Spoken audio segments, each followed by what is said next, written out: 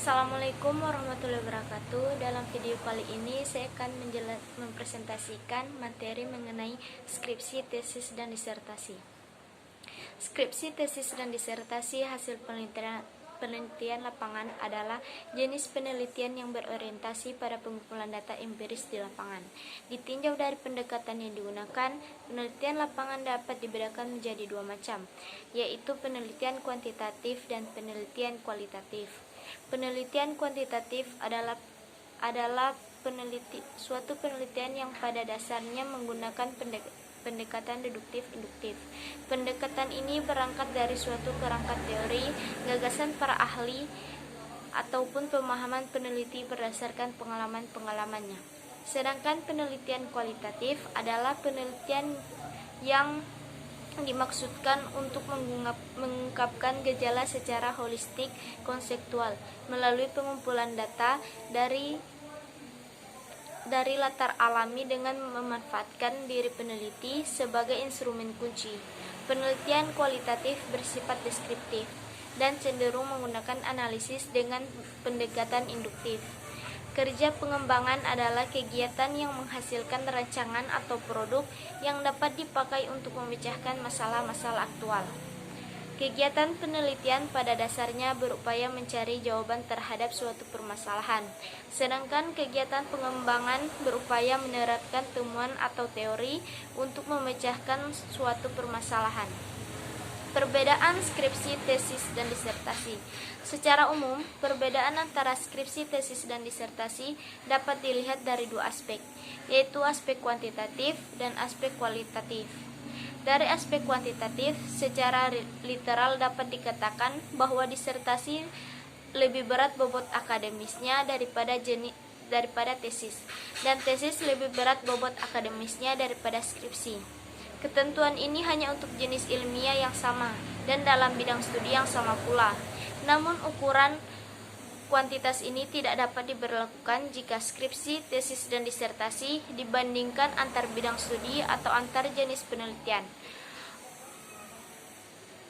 Oleh karena itu, perbedaan skripsi, tesis, dan disertasi biasanya tidak hanya dilihat dari aspek kuantitatif, tapi lebih banyak dilihat dari aspek kualitatif, yang hanya dapat dikemukakan secara konseptual, namun sulit untuk dikemukakan secara operasional. Berikut dikemukakan aspek-aspek yang dapat membedakan skripsi, tesis, dan disertasi, terutama yang merupakan hasil penelitian kuantitatif. Aspek permasalahan.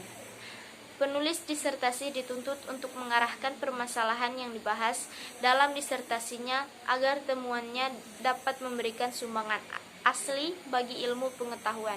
Sedangkan penulis tesis diharapkan dapat menghasilkan sesuatu yang memberikan sumbangan bagi ilmu pengetahuan. Sumbangan yang demikian itu tidak dituntut dari penulis skripsi. Aspek kajian pustaka. Dalam mengemukakan hasil kajian pustaka skripsi hanya diharapkan untuk menjelaskan keterkaitan antara penelitian yang dilakukan dengan penelitian-penelitian lain dengan topik yang sama. Penulis tesis tidak hanya diharapkan mengemukakan keterkaitannya saja, tapi juga harus menyebutkan secara jelas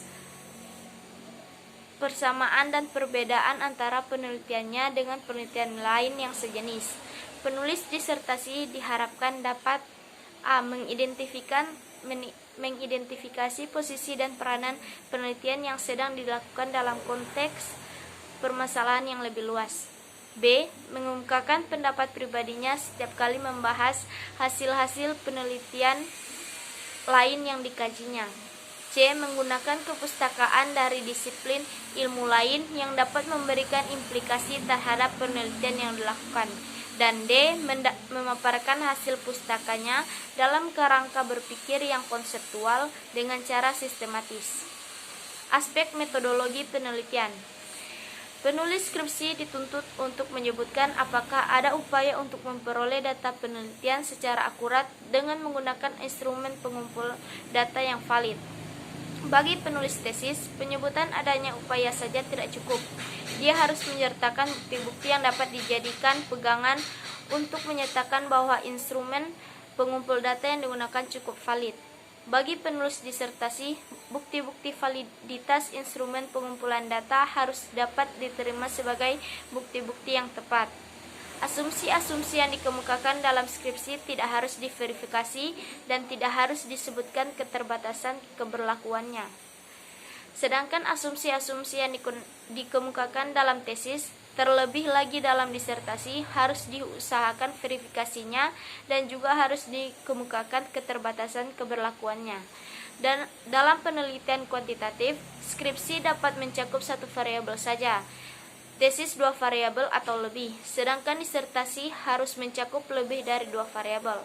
Namun kriteria ini harus disesuaikan dengan permasalahan yang dikaji. Dalam penelitian kualitatif, skripsi dapat ditulis berdasarkan studi kasus dan dalam satu lokasi saja, sedangkan tesis dan terutama disertasi seyogyanya didasarkan pada studi multikasus dan multisitus. Aspek hasil penelitian. Hasil penelitian yang dipaparkan dalam kesimpulan skripsi harus didukung oleh data yang diperoleh dari penelitian yang dilakukan. Dalam tesis dan disertasi, hasil penelitian yang dikemukakan selain didukung oleh data yang diperoleh dari penelitian yang dilakukan, juga harus dibandingkan dengan hasil penelitian yang sejenis. Oleh karena itu, dalam tesis dan disertasi perlu ada bab tersendiri yang menyajikan pembahasan hasil penelitian. Bab yang berisi pembahasan hasil penelitian diletakkan sesudah bab yang berisi sajian hasil analisis data, sebelum bab yang berisi kesimpulan dan saran. Pengajuan saran pada bagian akhir skripsi tidak harus dilengkapi dengan argumentasi yang didukung oleh hasil penelitian. Sedangkan saran-saran yang dikemukakan dalam tesis dan disertasi harus dilengkapi dengan argumentasi yang didukung oleh hasil-hasil penelitian yang telah dilakukan. Aspek kemandirian. Secara kuantitatif dapat diilustrasikan sebagai berikut.